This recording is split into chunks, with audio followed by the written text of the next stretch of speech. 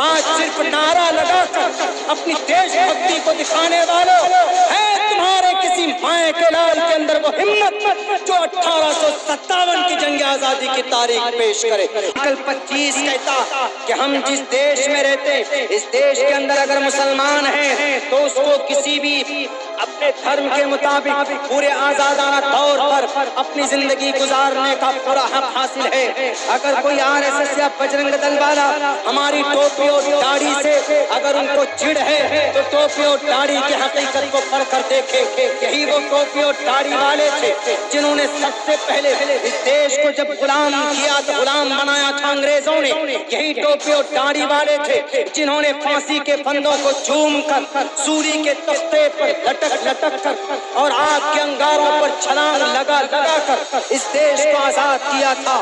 آج ہم لوگ 15 اگست مناتے، کیوں مناتے ہو ہمارے RSS والے بھائیوں؟ کیوں مناتے ہو ہمارے PHP کے لوگوں؟ آپ کو معلوم ہے اس کا بیک گراؤنڈ کیا، اس کی تاریخی پس منظر کیا ہے؟ آپ کو اگر تاریخ یاد ہوگی، آپ کو اگر اتہاس معلوم ہوگا تو آپ ان ٹوپی اور داڑھی والوں کو امریکہ کے کہنے پر 9/11 کے حملے کے بعد ٹیررزم، اسلام کو ٹیررزم سے جوڑا گیا۔ حالانکہ اسلام and terrorism there is a quite difference between Islam and terrorism and Quran and Hadith and Sharia۔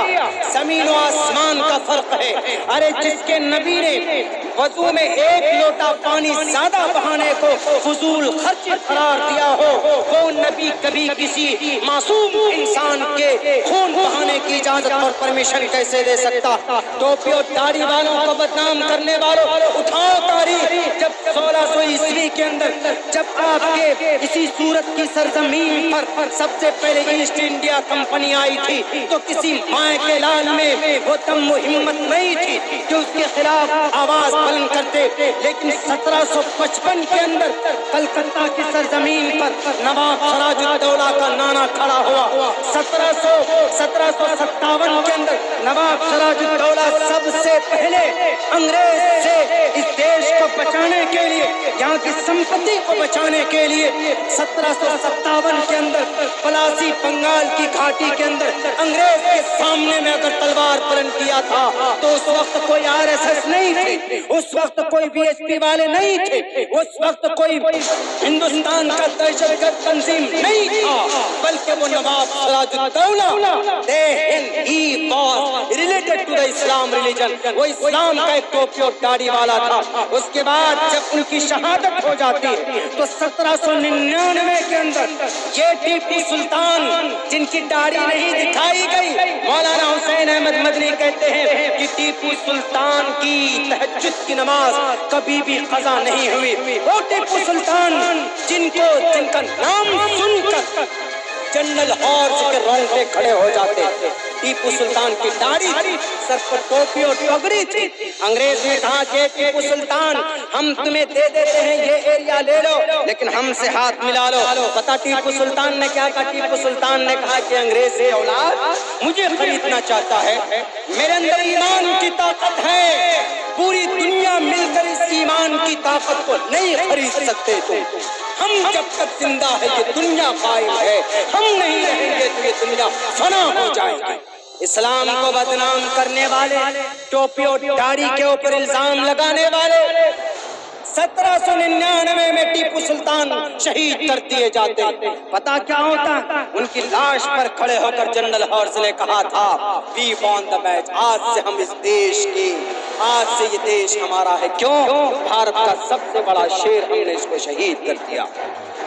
1799 کے ہمارا یہ دیش مکمل طور پر غلام ہو گیا۔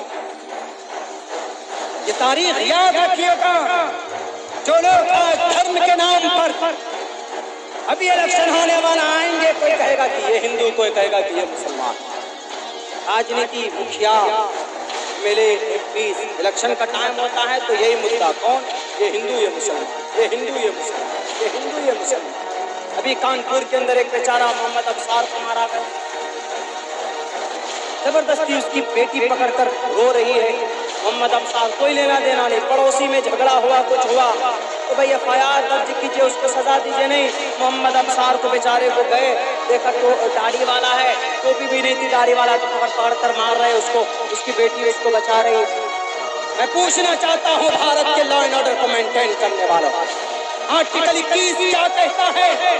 Personal liberty, protection of life, personal liberty, no person shall be deprived of his life and personal liberty. کسی بھی انسان کی جان کی رکشا کرنا بھارت کے اندر سنگرکشن، بھارت کے اندر ہمارے پولیس والوں کی ذمہ داری، جوڈیشری کی ذمہ داری۔ کون مخالفت کرتا ہے ان آرٹیکل کی، ان دفعات کی بھارت کے سنویدھان کے؟ ہم کرتے۔ آج تک کسی مسلمان نے کسی غیر مسلم کو، کسی دلت کو یا کسی اور فرقے کے لوگوں کو مارا ہو؟ بتائیں۔ زندگی بھر کے لیے عبداللہ غلام بن جائے گا اس کا۔ کیوں؟ اسلام ڈزنٹ الاؤ ٹو۔ محمد رسول اللہ نے اپنی جانی دشمن کو بھی معاف کیا ہے، اعلان کیا ہے صاف لفظوں۔ 1799 کے اندر یہ دیش اس کے قبضے میں گیا۔ آزادی 15 اگست ہم نے منایا ہے، اگست کا مہینہ، اس لیے میں چھوٹ کر جو موٹے موٹے واقعات ہیں آزادی کے تعلق سے ہم کو آپ لوگوں کو سنا رہے ہیں۔ 1799 کے اندر جب ٹیپو سلطان شہید ہو گئے، شروعات میں یہ تو بھینکر لڑائی، ایک نواب سراج الدولہ کی بنگال میں، دوسری ٹیپو سلطان کی میسور کرناٹکا کے اندر، اس کے بعد انگریز پورے اس دیش میں حاوی ہو گیا۔ میرے بھائیوں ذرا بتاؤ، شریعت کو ماننے والے شاہ عبدالعزیز محدث دہلوی 1803 میں دلی کے تخت پر بیٹھے ہیں، حضرات علماء کرام بیچ میں موجود ہیں، تو جہاد کا فتویٰ دیا انگریز کے خلاف۔ شاہ عبدالعزیز محدث دہلوی نے کہا کہ اٹھو، مقابلہ کرو، جیسے شری رام شری کرشن جی نے ارجن کو مہا بھارت کے میدان میں کہا تھا، اٹھو دمن اسادودمن مٹیشوریہ گننوتہ اہنسا ستیم کرو دستیاگہ شانتیرپیشنم دیا پلیشولو لوپ تم ہیری چاپلام۔ اور صاف لفظوں میں کہا تھا آج جان ہے تو کرت محمدان دکارم، صاف لفظوں میں کہا تھا یدا یدا ہی، اے ارجن یدا یدا ہی دھرمسہ کلانربھوتی بھارتا ابھیدھانم دھرمسہ تداتمانم سرجامہم۔ اے ارجن اٹھو، بیٹھو مت، مقابلہ کرو۔ کن کا؟ یہ سامنے جو لوگ ہیں انہوں نے کہا کہ اے کرشن جی، اے پربھو، اے پرماتما، ہم کیسے ان کا مقابلہ کریں؟ یہ تو ہمارے پھوپھا ہیں، یہ تو ہمارے چچا ہیں۔ انہوں نے کہا کہ اگر تم نے مقابلہ نہیں کیا ان کا دمن نہیں کیا تو یہ تمہیں مار دیں گے، اس لیے کہ یہ غلطی پر ہیں، تم حق پر ہو، تمہیں تلوار اٹھانی پڑے گی، تلوار اٹھانی پڑے گی۔ تو جو بات شاہ عبدالعزیز کہہ رہے تھے اپنے علماء سے 1803 میں دلی کے اندر یہ کہا کہ بھارت کا یہ پوری دھرتی، بھارت کی یہ پوری زمین انگریز کے قبضے میں آ چکا ہے، اب میں جہاد کا فتویٰ دیتا ہوں۔ جہاد کا مطلب دشمن جو ہم کو کاٹیں، ہم کو ماریں، ہم کو پیٹیں، ان سے اپنے آپ کو بچانے کو اگر کوئی عمل کرتے ہیں اس کو جہاد بولتے ہیں۔ کسی سے شادی کرنا یا کسی کو بہلانا پھسلانا یہ جہاد نہیں کہلاتا۔ جہاد کا مطلب ہوتا اپنے دشمن سے جو آپ کے سر کو قلم کرنے آئے ہیں، آپ کے دیش کو لوٹنے کے لیے آئے تھے، تو اس وقت شاہ عبدالعزیز نے جہاد کا فتویٰ دیا تھا۔ تاریخ کون سی تھی؟ تاریخ تھی وہ 1803۔ 1803 میں شاہ عبدالعزیز نے کہا کہ آج سے جہاد کرنا فرض ہے، انگریز کو بھگانا ضروری۔ آؤ کون مائے کا لال ہے جو یہ ثابت کر دے کہ بھارت کے اندر سب سے پہلے تلوار کسی اور نے اٹھائی، کسی اور نے نہیں اٹھائی تھی۔ بھارت کے اندر سب سے پہلے تلوار اٹھانے کے لیے جس نے پرمیشن دی ان کا نام شاہ عبدالعزیز محدث دہلوی۔ ان کی اتنی بڑی داڑھی تھی اور سر پر اتنے لمبے ٹوپی اور پگڑیاں باندھتے تھے۔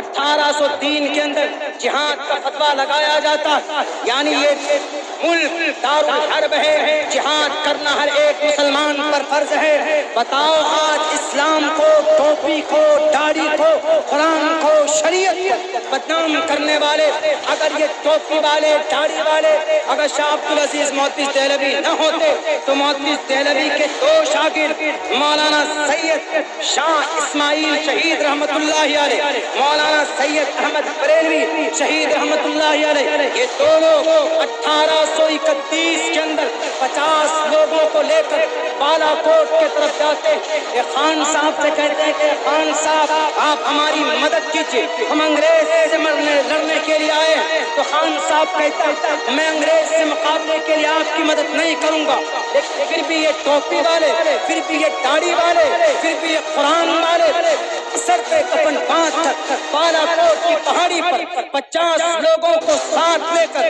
شہید ہو جاتے ہیں، انگریز کا مقابلہ کرتے کرتے مر جاتے ہیں، لیکن اپنے سر کو نہیں جھکاتے، اپنے اس بھارت کو جھکنے نہیں دیتے۔